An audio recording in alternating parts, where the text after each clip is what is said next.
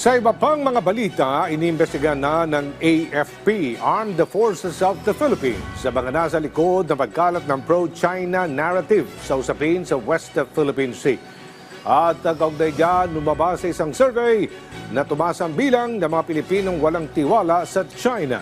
Si Patrick De Jesus sa sentro ng balita. Sa tugon ng masa survey ng Okta Research na isinagawa noong December 3 hanggang 11, 2025 na may 1,200 respondents, mayorya ng mga Pilipino o 60% ay walang tiwala sa China. 13% lamang ang nagsabing dapat magtiwala ang Pilipinas sa China. At sa Davao Region ang may pinakamataas na trust rating ang China na nakapagtala ng 31%. Sa kaparehong survey, tumaas sa 79% ang respondents na naniniwalang China ang pinakamalaking banta sa Pilipinas, malayo sa nakuhang 5% ng Russia at 4% sa US. Sinisiyasat naman ng Armed Forces of the Philippines ang paglaganap ng mga pro-China narrative hinggil sa usapin sa West Philippine Sea. Specifics of that would include foreign malign intervention and interference, false narratives, trolls amplifying wrong messages or false messages. We are checking all the reports. We are coming out with a very strong pushback for all false narratives that we monitor. China ang bully! Di ang Pinas! At ang West Philippine Sea! China ang bully!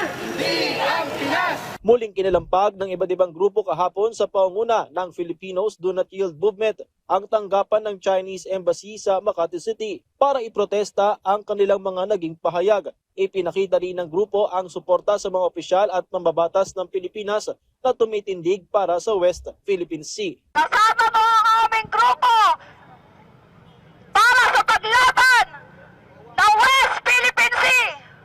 Hindi nag-iisa ang ating mga senador dahil nandito ang mamamayang Pilipino na magkakaisa para sa kapwa Pilipino. Pino na rin ng grupo ang mga Pilipino na anilay makapili dahil kumakampi pa sa maling impormasyon na ipinakakalat ng China at sa ginagawang paninindak sa karagatan at pag-atake sa mga mangingisda. Nakakahiya po kayo! Hindi po natin pinapalayas dito ang ating mga kapatid na Chino na nagnenegosyo. Hindi rin natin pinapaalis ang embassy. Resolusyon lang yan upang kundinahin yung kanilang mga sinasabi. Kung sa mismong pagkundi na lang na tayo ay binabatikos ng Chinese Embassy o ang ating mga opisyalis na nangunguna sa paninindigan, hindi nyo kayang suportahan, paano pa kaya sa mga mas malalim na bagay, di ba?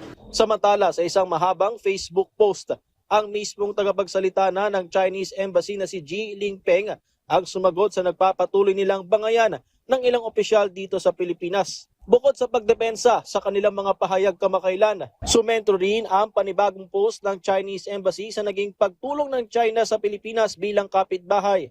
Gaya noong COVID-19 pandemic, ilang naipatayong infrastruktura at kooperasyon sa larangan ng negosyo at turismo. Sa huli, sinabi ni Ji na sa kanyang pagbabalik ngayon sa Pilipinas matapos ang kanyang leave, magpapatuloy pa rin sila ni Deputy Spokesperson Gu Wei na sagutin ang mga sa tingin nila ay pag-atake at paninira sa China.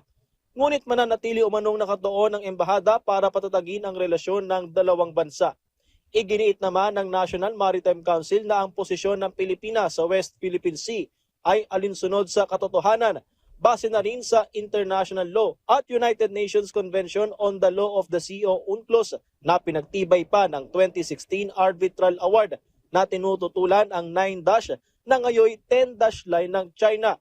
Sa gitna ng umiinit na diskusyon, nanawagan ng NMC ng pagpipigil at pagrespeto sa karapatan ng Pilipinas habang tiniyak din ng ahensya ang suporta sa Department of Foreign Affairs at sa iba pang institusyon na ipinagtatanggol ang soberanya ng bansa.